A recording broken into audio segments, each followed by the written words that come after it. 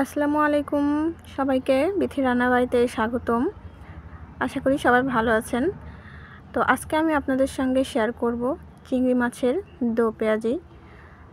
তো চিংড়ি মাছের দো পেঁয়াজি বানানোর জন্য প্রথমে আমি এখানে 10 পিস চিংড়ি নিয়ে নিয়েছি। খুব বড় সাইজের নয়, একটু মাঝারি সাইজের 10 পিস চিংড়ি নিয়েছি।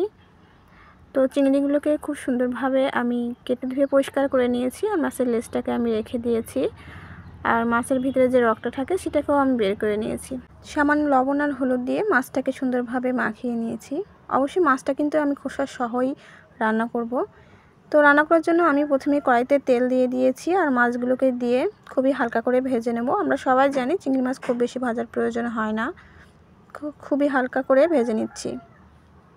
মাছটা ভাজা হয়ে গেছে, এবার উঠিয়ে নিচ্ছি। এখন ওই তেলের উপরই আরও কিছুটা তেল দিয়ে দিয়েছি আর তাতে বেশ কিছুটা পরিমাণ পেঁয়াজ কুচি দিয়েছি। যেহেতু এটা চিংড়ি মাছের দো পেঁয়াজও, আর পেঁয়াজের পরিমাণটা একটু বেশি দিতে হবে। তার সাথে কয়েক ফালি কাঁচামরিচ দিয়ে দিয়েছি আর দিয়ে দিয়েছি স্বাদমতো লবণ। তো লবণটা দিয়ে সুন্দর করে একটু ভেজে নিচ্ছি। লবণটা আগে দিলে কি হয়, পেঁয়াজটা ভাজা ভাজা হয় না। যেহেতু আমি এখানে পেঁয়াজটা ভাজা ভাজা করব না, একটু নরম করে বেশ কিছুক্ষণ ধরে নেড়ে নেব পেঁয়াজের কাঁচা গন্ধটা চলে যাওয়ার জন্য। তো বেশ কিছুক্ষণ ধরে একটু নেড়ে নিয়েছি। পেঁয়াজটা অনেকটাই নরম হয়ে এসেছে আর এখন আমি দিয়ে দিচ্ছি পেঁয়াজ পেস্ট, রসুন পেস্ট, আদা পেস্ট সামান্য পরিমাণ করে, আর একটা টমেটো দিয়ে দিয়েছি, পাকা টমেটো। তার সাথে দিয়ে দিয়েছি হলুদ গুঁড়ো আর লাল মরিচের গুঁড়ো। তো মরিচটা অবশ্যই বুঝে শুনে দিতে হবে, ঝালটা যে যেমন খেতে পছন্দ করেন। সামান্য একটু পানি দিয়ে সুন্দর করে কষিয়ে নিচ্ছি। অবশ্যই মশলাটাকে খুব সুন্দরভাবে কষিয়ে নিতে হবে, তাহলে অবশ্যই খেতে ভালো লাগবে। আর এই পর্যায়ে আরও কিছুটা পানি দিয়ে দিয়েছি আর লবণ আরেকটু প্রয়োজন আছে, সেই জন্য লবণটাও আরেকটু অ্যাড করে দিলাম। তো মশলাটা কষানো হয়ে গেছে। এই পর্যায়ে চিংড়িগুলো দিয়ে চিংড়িগুলো সুন্দরভাবে নেড়েচেড়ে একটু রান্না করে নিচ্ছি।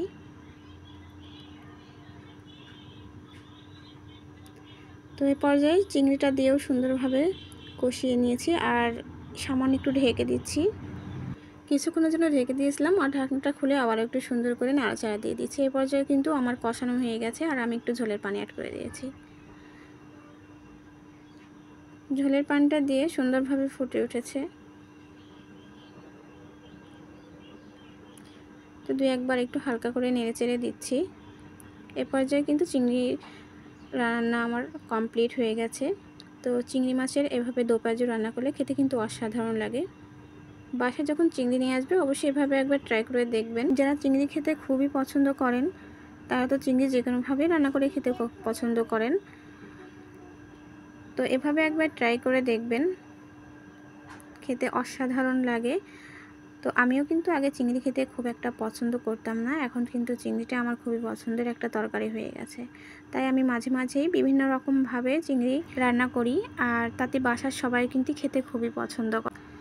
তাই বাসায় অবশ্যই একবার ট্রাই করবেন যখন চিংড়ি মাছ নিয়ে আসবে। তো এভাবে খেতে অসাধারণ লাগে।